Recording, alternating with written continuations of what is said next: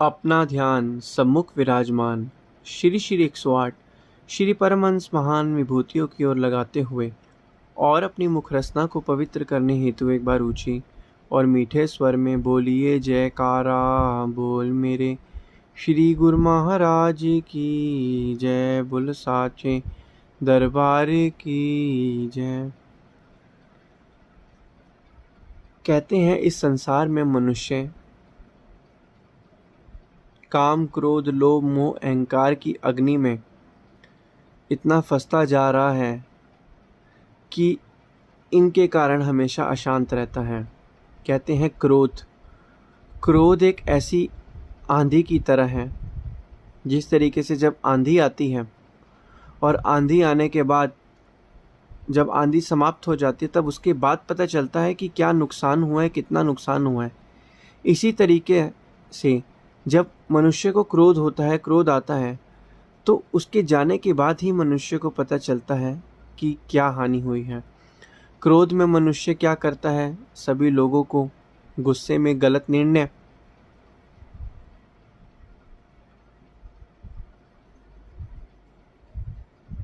और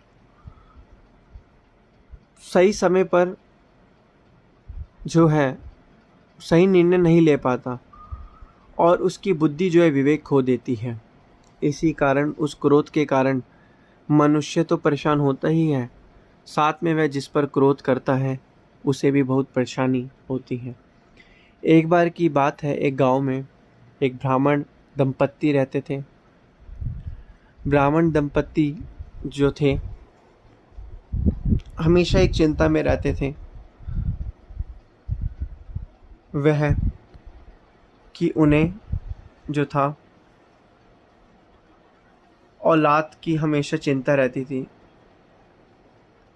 तो ऐसे में क्या हुआ, पत्नी ने ब्राह्मण को कहा कि आप तो सभी लोगों की समस्याओं को दूर करते हैं, लेकिन ब्राह्मण ने जब यह बात सुनी तो ब्राह्मण भी परेशान हुआ कि हम तो खुद ही लोगों की सभी समस्याओं का निवारण करते हैं, उनके दुखों को दूर करते हैं, लेकिन हम भी खुद ही परेशान हैं। तो ऐसे में क्या हुआ, ब्राह्मण जो थे एक दिन एक नेवले को अपने घर में पालने के लिए ले आए। जब वह नेवले को लेकर आए तो वह नेवले को पालने लगे, जिससे उनका जो औलाद से संबंधित जो गम था वो थोड़ा कम हो गया। उनकी पत्नी का भी ध्यान उस नेवले को पालने में लग गया, जिससे कि क्या हुआ कि वह खुशी से अपना जीवन व्यतीत करने लग गए और उनका गम जो था थोड़ा ख़त्म होता गया, कम होता गया। तो दिन बीते, थोड़े समय बाद क्या हुआ कि कुछ समय बाद हुआ यह है कि जब उस ब्राह्मण की पत्नी को अगले साल जो था बच्चा हुआ, एक बेटा पैदा हुआ, तो वह दोनों जो थे अपने बेटे को और उस नेवले को एक साथ पालने लग गए। दोनों ने बहुत खूब से दोनों को पाला, नेवले और अपने बच्चे को।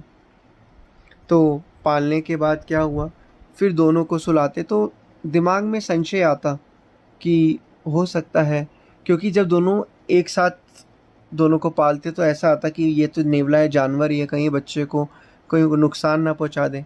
तो लेकिन ऐसा नहीं हुआ। ब्राह्मण को यह विश्वास था नेवले पर इतने सालों से कि आज तक ऐसी कोई भी घटना नहीं हुई है कि जो नेवला ऐसा करे या उससे संबंधित हो सकती है, क्योंकि ब्राह्मण को नेवले पर पूरा विश्वास था।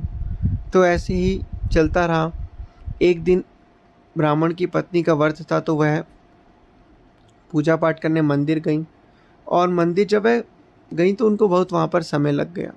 वह भक्ति में इतनी लीन हो गई। उसी समय ही राजा को भी एक राजमहल से न्योता आया। राजा वहाँ गया राजमहल में। राजा जब वहाँ गए तो राजा भी वहाँ पे बैठा। राजमहल में उसकी सेवा हो रही थी, उसे खाना वगैरह मिला, उसे दान दक्षिणा भी मिली। यह सब देखकर राजा हैरान हुआ कि रोज़ रोज़ कहाँ पर, यह सब देखकर ब्राह्मण हैरान हुआ कि रोज़ रोज़ कहाँ पर राजा के राज्य में आने का मौका मिलता है। तो राजा ब्राह्मण को बहुत अच्छी दक्षिणा भी मिली।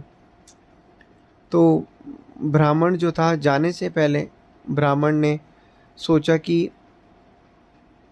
अपने बेटे को साथ में पड़ोसी के घर पे रख देते हैं, उनके पास छोड़ आते हैं। तो देखा तो पड़ोसी वहाँ था ही नहीं। ऐसे में जब राजा को लगा कि न्योता बार बार नहीं आता राजमहल से, तो राजा ने देखा कि वहाँ पर सिर्फ नेवला ही था। राजा ने नेवले को कहा कि इसका ध्यान रखना। नेवला इस तरीके से हाँ कर रहा था जैसे वो मालिक की आज्ञा में था, और नेवला ने पूरे दिलो जान से उनके बेटे की रक्षा करी। फिर जब वह राजा वहाँ से चला गया, उनकी जो पत्नी थी वो भी बहुत ही भक्ति में लीन थी, और राजा भी वहाँ पर था। तो हुआ कि उनके जाने के बाद जब वह नेवला जो था उनके बच्चे के साथ में बैठ के उसकी रक्षा करने लगा, तो नेवले ने उस समय देखा कि उस बच्चे की, जहाँ बच्चा बैठा हुआ था उसके आसपास दूर से एक सांप आ रहा था। नेवला देखकर हैरान हो गया कि कहीं ये सांप जो है इस बच्चे को मार ना डाले। तो नेवले ने क्या किया, वह सांप के पास गया और सांप और नेवले की कम से कम 10 से 12-15 मिनट की बहुत लड़ाई हुई। तो अंत में नेवले ने सांप के टुकड़े टुकड़े कर दिए। टुकड़े टुकड़े करने के बाद सांप का जो खून था वह नेवले के मुंह पर लग गया। फिर हुआ क्या, थोड़े समय बाद जब वह ब्राह्मण दंपत्ति घर पे आए, तो नेवले ने, जब उन्होंने दरवाज़ा खोला तो नेवला उछलते हुए आया, और उन्होंने देखा कि नेवले के मुंह पे और हाथों पे तो खून लगा हुआ है। तो उस समय क्या हुआ, खून लगा हुआ था तो स्त्री को कुछ शक हुआ, उसने यह सोचा। फिर उतने में ब्राह्मण को बहुत क्रोध आया, तो उसने वहाँ से डंडा उठाया और उस नेवले के बिना सोचे समझे इतना मारा कि वह नेवला मर गया। और थोड़े समय बाद जब वो आगे गए तो उन्होंने बच्चे को देखा। बच्चा तो बहुत खुश होकर खेल रहा था, लेकिन उसकी थोड़ी दूरी पर देखा कि वहाँ पे एक सांप के टुकड़े हुए थे। तो यह देखकर जब उनको पूरी कहानी, पूरी बात समझ आई, तो उन्होंने बहुत पश्चाताप किया। उन्होंने सोचा कि हमने बेफालतू में ही नेवले को मार डाला। उनको बहुत पश्चाताप हुआ। तो कहने का तात्पर्य यही है कि हम लोग भी, मनुष्य जो है, क्रोध में कुछ ऐसे निर्णय ले लेते हैं, लोगों को हम बड़ा भला बुरा जो भी है कह देते हैं, जिससे हमें उस समय तो ऐसा महसूस नहीं होता, लेकिन हमें बाद में फील होता है कि हमने उसे ऐसा क्यों कह दिया, ऐसा क्यों कहा, ऐसा क्यों कह दिया। तो इसलिए मनुष्य को क्या करना चाहिए, जब भी उसे क्रोध आए, क्रोध तो देखो मनुष्य को स्वाभाविक ही आना ही होता है, क्योंकि ये हमारे ज़िंदगी का एक हिस्सा है। लेकिन जब ये हम पर हावी हो जाता है, हमारी बुद्धि को खराब कर देता है, हमारे विवेक को ख़त्म कर देता है। इसलिए कहते हैं कि क्रोध के समय हमें कोई भी निर्णय नहीं लेना चाहिए। हमेशा शांत चित्त बुद्धि से ही हमें निर्णय लेने चाहिए, क्योंकि जब हमारा मन शांत होगा, हमारे अंदर जागरूकता होगी, और जागरूकता होने के बाद हमारे जो भी निर्णय होंगे वो बिल्कुल सही होंगे। तो इसलिए हमें अब करना क्या है, जब भी हमें क्रोध आए तो क्रोध में हमें ऐसा कोई निर्णय नहीं लेना जो हमें परेशान करे, अशांत करे, जो किसी को दुख पहुंचाए। तो यही चीज़ हमने समझनी है कि क्रोध आते समय हमें हमेशा शांत रहना है। हमें हमेशा क्या करना है, प्रभु को याद करना है, नाम जाप सुमिरन करना है। कोई भी ऐसी किसी को बात नहीं कहनी, कड़वे वचन नहीं कहने जिससे बाद में हमें पश्चाताप करना पड़े।